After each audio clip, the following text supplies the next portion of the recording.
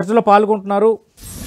TTD board మాజీ సభ్యులు YSR Congress party నేత యానాదయ్య గారు. అలాగే ఈ ఇష్యూకి సంబంధించి పూర్తిగా దీనిపైన ఫైట్ చేస్తున్న సప్తగిరి ప్రసాద్ గారు టీడీపీ అధికార ప్రతినిధి కూడా డిబేట్లో జాయిన్ అవుతున్నారు.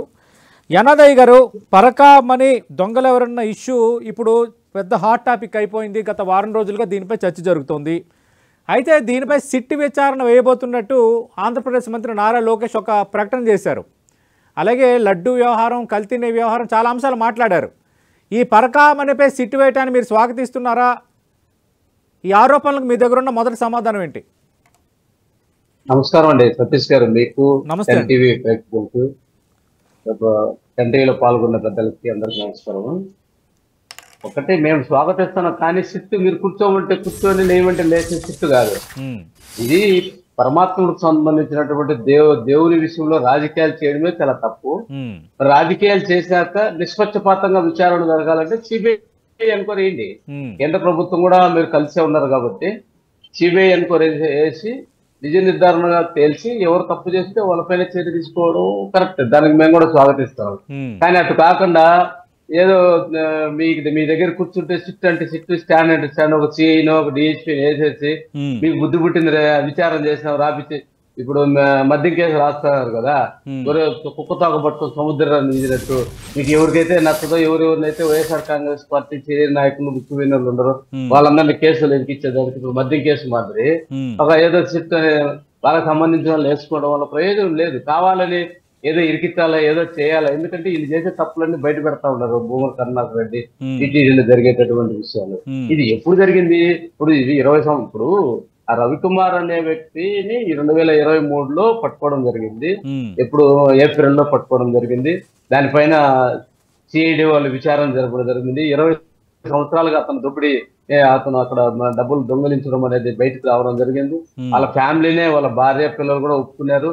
ఆ పశ్చాత్తాపానికి 100 కోట్లకు సంబంధించినటువంటి వాళ్ళ ఆస్తులన్నీ కూడా గవర్నమెంట్ ఆలిస్తుంది. 14 కోట్లు కోర్టు కానీ టీటీడీ విజిలెన్స్ ఇవన్నీ ఆధారంగానే అవన్నీ కూడా స్వాధీనం చేసి వాళ్ళు హ్యాండ్ ఓవర్ చేయడం అయింది, స్వాధీనం చేసుకోవడం జరిగింది. అంటే 20 సంవత్సరాలుగా అతను జరుగుతుందంటే గతంలో 14 సంవత్సరాలు తెలుగుదేశం ప్రభుత్వం, 14 తర్వాత కానీ అంతకుముందు తెలుగుదేశం కానీ అంతకుముందు కాంగ్రెస్ అప్పుడల్లా జరిగినట్టే కదా. ఆ ఒక్కరోజు జరిగింది కాదు కదా. కానీ వైఎస్ఆర్ కాంగ్రెస్ ప్రభుత్వంలోనే దాన్ని బయట పెట్టడం జరిగింది, అతను పట్టుకోవడం జరిగింది, విచారణ జరగడం జరిగింది.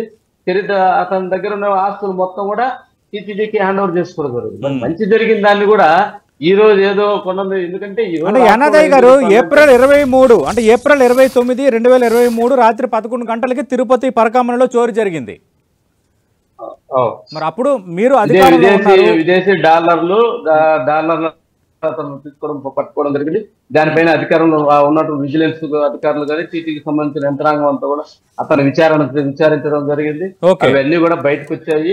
అవన్నీ కూడా అతను వాళ్ళ ఫ్యామిలీ మెంబర్స్ కూడా వాళ్ళు వచ్చేసి మొత్తము తప్పు పశ్చాత్తాపంగా మా ఆస్తులు మొత్తం కూడా దేవునికి ఇచ్చేస్తాం కూడా జరిగింది.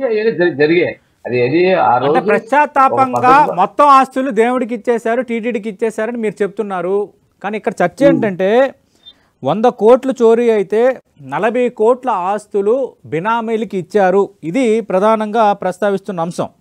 2 హుండీ చోరీ చేసిన వ్యక్తి ఆస్తులు కొందరికి బదిలీ అయ్యాయి. ఇది ఇప్పుడు టీడీపీ బీజేపీ తెర ముందుకు తెస్తోంది. అదే తేల్చబోతున్నాం సిట్ విచారణలు అంటున్నారు. సిట్ అనేది ఒక బోగస్. సిట్ అనేది ఈరోజు చూస్తున్నాం కదా. సిట్ అనేది మీ జోబి సంస్థ. ఈ రోజు లడ్డు విషయంలో ఏమైంది? సిబిఐ ఎంక్వైరీ చేశారు, ఏం చేశారు తెలుసండి. ఇంకొకటి ఏంది, శ్రీవాణిలో అంతా అవకతవకలు జరిగినాయి. మేము వచ్చాం, శ్రీవాణి తెలుస్తాము, శ్రీవాణి రద్దు చేస్తామన్నారు. మరి శ్రీవాణి ఎందుకు రద్దు చేయలేదు? అవకతవకలు జరిగితే 1.5 సంవత్సరం అయింది. శ్రీవాణిలో ఏమేమి అవకతవకలు జరిగాయి బయటికి తీయండి. మీరు చేసేటటువంటి పాపాలన్నింటినీ కూడా ఏదో ఒకటి తప్పించుకునేది. ఈ రోజు రాష్ట్రంలో ఏమైందంటే రైతులకు ఎరువు అందించలేక రాష్ట్ర వ్యాప్తంగా రైతులంతా రోడ్ల మీదకి రావడము. ఈ రోజు 17 ప్రభుత్వ కాలేజీలను, మెడికల్ కాలేజీలను ప్రైవేట్ పరం చేసి వాటి అమ్ముకునే దానికి సిద్ధపడారు. ఇవన్నీ కూడా ప్రజలు రాష్ట్ర వ్యాప్తంగా వ్యతిరేకిస్తున్నారు. ప్రజలందరినీ కూడా డైవర్ట్ చేయాలి. డైవర్ట్ చేసే దానికోసము ఎప్పుడో జరిగినటువంటి విషయము అక్కడ జరిగిందని, అదే మీ ఏరియాలో జరిగింటే మొత్తం ఆ 100 కోట్లు కూడా దోచేసుకుంది చంద్రబాబు నాయుడు గారు, లోకేష్ గారు దోచేసుకుని వాళ్ళ పేరుతో రాపించుకునే ఉంటారు. మంచిని తప్పు చేయాలి, తప్పు చూపించాలనే ఉద్దేశంతో కావాలని చేయడం తప్ప అది నేను చెప్తానమ్మో. ఎస్, మీరు తేల్చాలనుకున్నారు కదా, ఎవరి పేరుతో బదిలీ అయినా మీకు అనుమానం ఉంది కదా, తేల్చండి. సిబిఐ ఎన్క్వైరీ వేయండి, సిబిఐ ఎన్క్వైరీ వేయండి, సిబిఐ ఎన్క్వైరీ తేల్చి కాదు అంటే కాదు మీ హయాంలో కూడా సిట్టు వేశారు కదా, అప్పుడు కూడా మీరు సిట్ అంటే సిట్టు, స్టాండ్ అంటే స్టాండ్ అన్నట్టుగా వ్యవహరించిందా సిట్టు? ఇంత దుర్మార్గంగా ఇక్కడ జరగలేదు కదా. రెండు మూడు అంశాలపై సిబిఐ విచారణకు అప్పుడు ప్రతిపక్షాలు డిమాండ్ చేస్తే మీరు సిబిఐ విచారణకు ఇవ్వలేదు కదా. మేము ఇచ్చాము.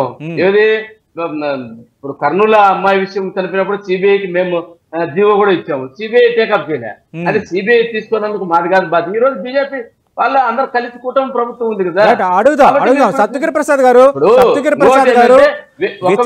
విచారణను స్వాగతిస్తాము. ఇది భగవంతుని విషయము, దేవుని విషయం కాబట్టి నిష్పక్షపాతంగా తేల్చండి. ఎవరు తప్పు ఉంటే వాళ్ళందరినీ శిక్షించండి. ఖచ్చితంగా ఏంటంటే ఇది 120 దేవుడికి సంబంధించిన అంశం, దేవుడి సెంటిమెంట్ కి సంబంధించిన అంశం. ఖచ్చితంగా ఎవరు తప్పు చేసినా ఖచ్చితంగా దానికి అనుభవిస్తారు. రెండు అభిప్రాయం లేదు, నా దగ్గర కూడా డీటెయిల్స్ ఉన్నాయి. మీరు చెప్పింది ప్రతిదీ కరెక్టే. అయితే ఇప్పుడు యానదయ్య గారు దేవుడికి సంబంధించిన చోరీ పరకామణి అనేది చాలా పవిత్రమైనది. కానీ దాన్ని ఒక లోక్ అదాలత్ అని ఒక దీన్ని బేస్ చేసుకొని చాలా ఈజీగా ఎట్లాగా ఒక ఒప్పందానికి వస్తారు, ఒక రాజీకి వస్తారు. కేవలం ఆస్తులు రాసిచ్చారంటే అవి మాత్రమే దొంగలించినట్ట. ఇంత పెద్ద నేరం చేస్తే అంత ఈజీగా దాన్ని అంత రాజీ చేసే ఇష్యూగా ఎట్లా మార్చేస్తారు? మన హైకోర్టు కూడా ప్రస్తావించిన అంశం ఇది. ఇప్పుడు ఒకటి అది టూరు ప్రైవేట్ సెటిల్మెంట్ అని ప్రసాద్ గారు అంటున్నారు, అది తప్పు. ప్రైవేట్ సెటిల్మెంట్ జరగలేదు. అతన్ని ఒక నెలగా విచారణ చేశారు. విచారణ చేసి అతను 20 సంవత్సరాలుగా అతను చేసినటువంటి తప్పులన్నీ కూడా ఒప్పుకుని ఆ 20 సంవత్సరాల్లో మరి మీరు తెలుగుదేశం ప్రభుత్వం అంతకుముందు అధికారంలో ఉన్నప్పుడు ఎందుకు ఆ దొంగను పట్టుకోలేకపోయారు? ఆ రోజు మీరు రాజీ అయిపోయారా? మరి ఎందుకు పట్టుకోలేకపోయారు? మేము పట్టుకోడు నెల రోజులు విజిలెన్స్ ఎవరు చేయలేదు. విజిలెన్స్ అధికారులు అతను విచారణ జరిపి విజిలెన్స్ అధికారులు విచారణ జరిపిన తర్వాత అతను తేలింది 20 సంవత్సరాలుగా అతను చేసినటువంటిది జరిగి అప్పుడు వాళ్ళు టీటీడీ యాజమాన్యానికి వచ్చి వాళ్ళ కుటుంబ సభ్యులు వచ్చి చెప్పుకొని మేము మొత్తం మా ఆస్తి అంతా కూడా దేవస్థానానికి ఇస్తామంటే అప్పుడు కేసులు లోకాతలకు వేశారు. చట్ట ప్రకారం జరిగింది.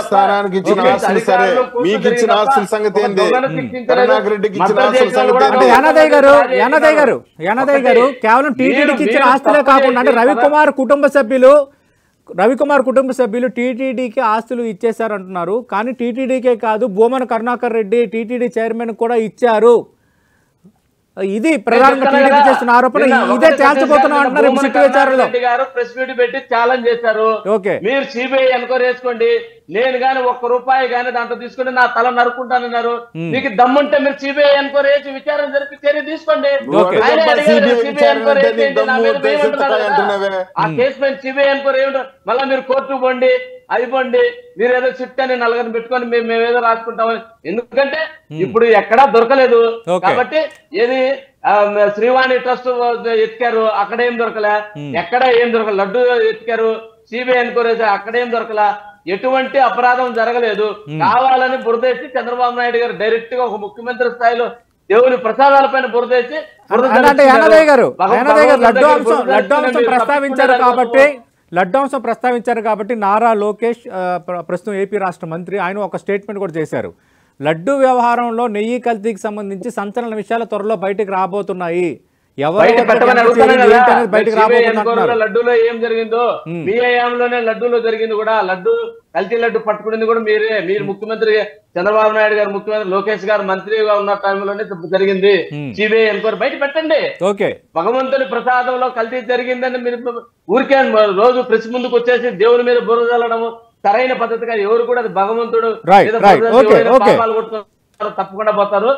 సిబిఐ ఎన్క్వైరీ దీనిపైన కూడా సిబిఐ ఎంక్వైరీ చేయండి. మీ చిత్తశుద్ధిగా వేసి నిజంగా భూమన కరుణాకర్ రెడ్డి కూడా అడిగారు కదా, సిబిఐ ఎంక్వైరీ చేయండి. సత్యగిరి ప్రసాద్ గారు ఆరోపణల పైన టీటీడీ మాజీ chairman Bhumana Karunakar Reddy press meet కూడా పెట్టారు. ఆయన చేస్తున్న స్టేట్మెంట్ ఏంటంటే తాను టీటీడీ చైర్మన్ గా ఉన్నప్పుడు పరకామణిలో దొంగతనం జరిగినట్టు నిరూపిస్తే తల నరుక్కుంటా, ఇది నా ఛాలెంజ్ అని అంటున్నారు ఆయన. నీ తల ఎవరికి కావాలి? కరుణాకర్ రెడ్డి పేరే ఫాదర్ ఆఫ్ కరప్షన్ అని పేరుంది. Father of Indian politics, father of science, father of Chandrababu Naidu ఇప్పుడు father of corruption Karunakar Reddy. మాట్లాడదాం మీరు మాట్లాడినప్పుడు సత్యగిరి ప్రసాద్ గారు 1 by 1 మాట్లాడదాం. అమ్ముకుంటున్నారు. 1 by 1 మాట్లాడదాం. 1 by 1 మాట్లాడదాం. ఇక్కడ టీడీపీ, ఇక్కడ టీటీడీ వర్సెస్ టీటీడీ మాజీ చైర్మన్ ఇష్యూ ఇది. సప్తగిరి ప్రసాద్ గారిని మాట్లాడండి. యానాదయ్య గారు ఒక్క నిమిషం. బడుగు బలహీన వర్గాలు ఎవరు దోచుకుంటున్నారో ఎవరు దాచుకుంటున్నారో ప్రజలందరికీ తెలుసు. అది వేరే టాపిక్. దాంట్లోకి వెళ్ళొద్దు, మనం దాంట్లోకి వెళ్ళొద్దు. యానాదయ్య గారు ఒక్క నిమిషం. సప్తగిరి ప్రసాద్ గారిని మాట్లాడండి. మీకు ఛాన్స్ వచ్చినప్పుడు మాట్లాడండి. మీకు ఛాన్స్ వచ్చినప్పుడు మీరు మాట్లాడండి సార్, దయచేసి ప్లీజ్ చెప్పండి. అంటారు యానాదయ్య గారు, ఇప్పుడు సిట్టు విచారణ పైన మీకు నమ్మకం లేదంటున్నారు. సిట్టు విచారణ చేస్తే మీకు భయం ఎందుకు? అసలు జరిగింది ఏంటో, అసలు మీరు చెప్పింది జరగలేదు, ఇక్కడ వేరేగా జరిగింది అన్న అంశాలని సప్తగిరి ప్రసాద్ గారు ప్రస్తావిస్తున్నారు. మొన్న హైకోర్టు ఆదేశాలు కూడా మీరు చూశారు. అంటే మరి సిట్టు కాదు, సిట్టు విచారణ కాదు, సిబిఐ కావాలని మీరు అంటున్నారు కదా, మరి కోర్టుకి వెళ్తారా? సిబిఐ విచారణ కావాలంటే ఇప్పటికే విజిలెన్స్ ఎంక్వైరీ వీళ్ళు కూడా చేయడం జరిగింది. విజయవాడ నుంచి ఇన్ని విజిలెన్స్ అధికారులు రవికుమార్ తీసుకుని విచారించారు. మరి ఆ విచారణ ఎందుకు బయట పెట్టలేదు? దాంట్లో ఏదైనా ఉంటే అది అన్ని బయట పెట్టాలి కదా. ఈ రోజు ఏదో ఇవన్నీ కూడా ఏదో విధంగా జగన్మోహన్ రెడ్డికి అత్యంత సన్నిహితులైనటువంటి కరుణాకర్ రెడ్డిని కానీ లేదా వైవి సుబ్బారెడ్డి గారిని కానీ వీళ్ళందరినీ ఏదో ఒక దాంట్లో విరికించాలనేటటువంటి స్థితి తప్ప, మీరు నిజంగా దాంట్లో వాస్తవాలు బయటికి తీయాలన్నప్పుడు మీరు సిబిఐ ఎంక్వైరీకి ఎందుకు పోయేదానికి భయపడుతున్నారు?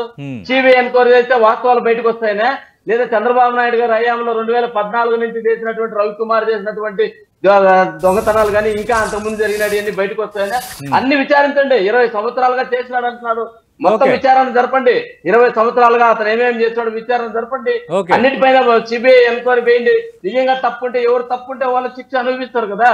ఈ రోజు కోర్టు చేసినటువంటి లోకదళ్ అనేది కూడా ఒక కోర్టు, అది కూడా ఒక న్యాయస్థానము. విజిలెన్స్, టీటీడీ విజిలెన్స్ అనేది కూడా లోక్ అదాలత్ అనేది న్యాయ వ్యవస్థలో భాగమే. కానీ అంత హర్రీబర్రీగా చేయాల్సిన అవసరం ఏమొచ్చిందన్నది ఇక్కడ ప్రశ్న ఒకటి. రెండోది, ఎవరైనా రేపు పొద్దున్న కాదు ఒక్క నిమిషం సార్ వినండి సార్ ఒకసారి. టీటీడీ అనే కాదు, ఎవరైనా నేను విన్నాను, నేను ఒక దగ్గర 100 కోట్లు దొంగతనం చేశా, ఇప్పుడు తేలిపోయింది కాబట్టి ఒక కాంప్రమైజ్కి వెళ్ళిపోయి నా ఆస్తులన్నీ నేను రాసి ఇచ్చేస్తాను అంటే అది కరెక్టేనా? అది శ్రీవారి